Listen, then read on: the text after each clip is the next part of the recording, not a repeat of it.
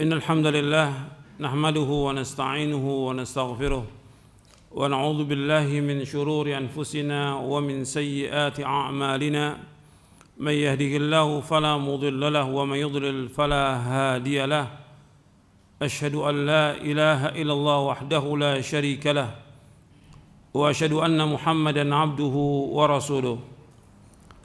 Ikhwani fi din, a'azakumullah. Dalam hadis yang sahih yang diriwayatkan oleh Imam Bukhari dan Muslim, nanti akan ada doa ala abwabi jahannam, dai-dai yang berada di tepi jurang jahannam. Man ajabahum qadhafuhu fiha. Barang siapa yang memenuhi panggilan para dai tersebut, maka mereka akan mencampakkannya ke dalam neraka. Jadi Nabi SAW sudah menyebutkan nanti akan ada dai-dai yang berada di tepi jurang jahannam, yang mengajak manusia kepada kesyirikan, mengajak manusia kepada kekufuran, mengajak manusia ke neraka.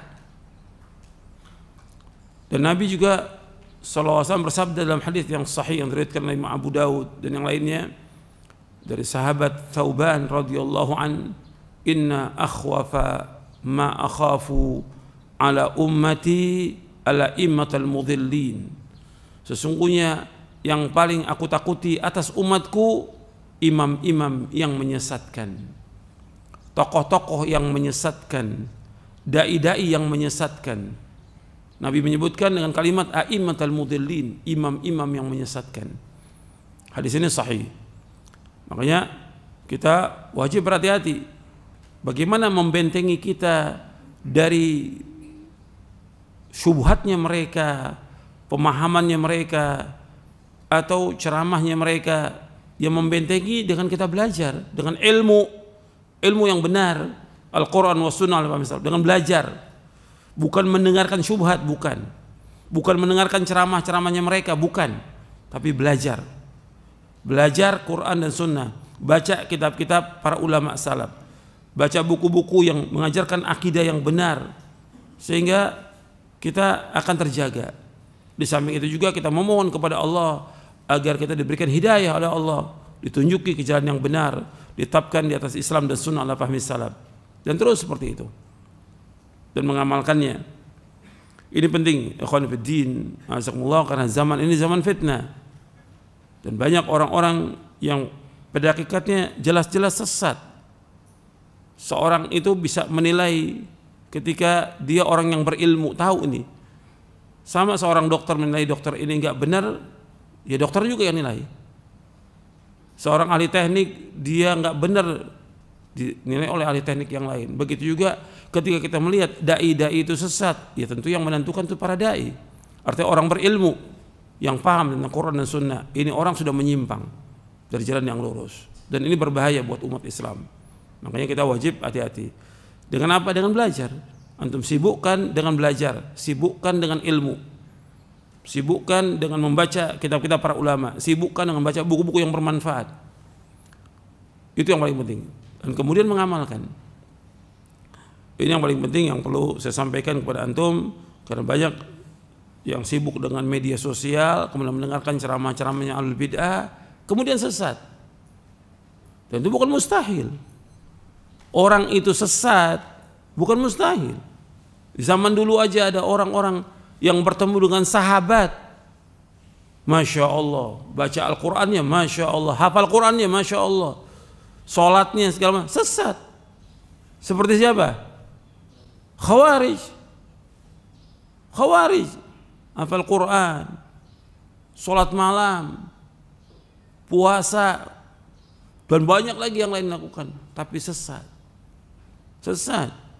Makanya antum hati-hati, jangan tertipu juga dengan banyaknya ibadah orang atau bacaan Qurannya bagus, tapi bagaimana akidahnya, bagaimana ibadahnya, bagaimana manhajnya, bagaimana dia berjalan di atas jalan yang benar atau tidak. Bukan mustahil orang itu sesat. Saya ambil contoh dua, sebenarnya banyak. Contoh Nafi al-Azruq, seorang yang belajar dengan Ibnu Abbas, Al-Bahr wal Habr, lautan ilmu. Belajar Kemudian dia berteman dengan siapa? Temannya ini yang berbahaya, dengan Khawarij. Kemudian nikah dengan seorang Khawarij, jadi Khawarij dia, dan memerangi Ali bin Abi Thalib. Ini murid dari siapa? Ibnu Abbas, orang yang alim didoakan oleh Rasulullah SAW.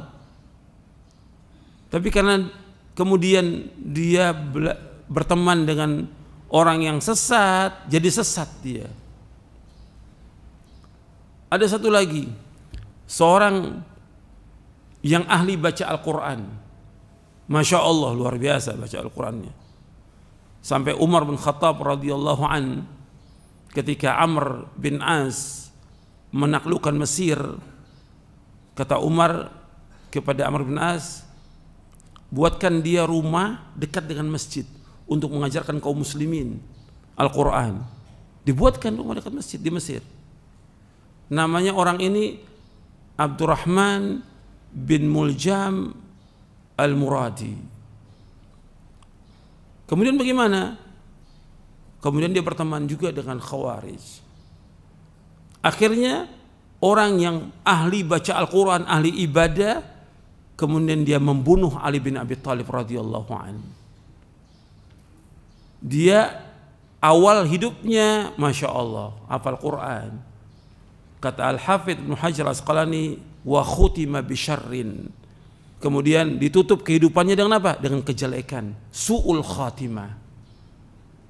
Dia membunuh ahli surga, Khalifatul Rashid Ali bin Abi Thalib radhiyallahu anhu, yang Allah dan Rasulnya mencintai Ali bin Abi Thalib. Allah dan Rasul mencintai Ali bin Abi Thalib. Ahli jannah, dibunuh oleh Abdurrahman bin Muljam Al-Muradi. Akhirnya gimana? Jadi qisas, dibunuh dia. Dibunuh. Berarti di sini kata para ulama, dia mati dalam keadaan su'ul khatimah. Membunuh orang biasa aja itu berat hukumnya di akhirat. Orang muslim biasa dibunuh, berat hukum di akhirat. Sampai dalam satu riwayat disebutkan Allah nggak akan menerima taubatnya orang yang membunuh seorang muslim. Nggak diterima taubatnya. Sampai seperti itu. Sekarang yang dibunuh Khalifatul Rashid Ali bin Abi Thalib radhiyallahu anhu. Jadi ini jadi ibrah, pelajaran. Antum belajar yang benar, Quran Sunnah Fahmi Salaf, yakini, amalkan. Jangan cari teman ahlul bid'ah, jangan cari teman ahlus syirik, jangan cari teman ahlus syubuhat. Banyak memang teman yang ngajak untuk ngaji juga, tapi antum hati-hati. Bukan mustahil orang itu bisa sesat. Hafal Quran bisa sesat, dekat dengan Umar bisa sesat, dekat dengan Ibnu Abbas bisa sesat. Bukan mustahil. Ini hidup nih, hati-hati. Allah muqallibal qulub, maka kita berdoa, ya muqallibal qulub tsabbit qalbi ala dinik. Ya, sampai di sini kajian kita, mudah-mudahan bermanfaat. Wassallallahu Muhammadin wa ala sahbihi ajma'in.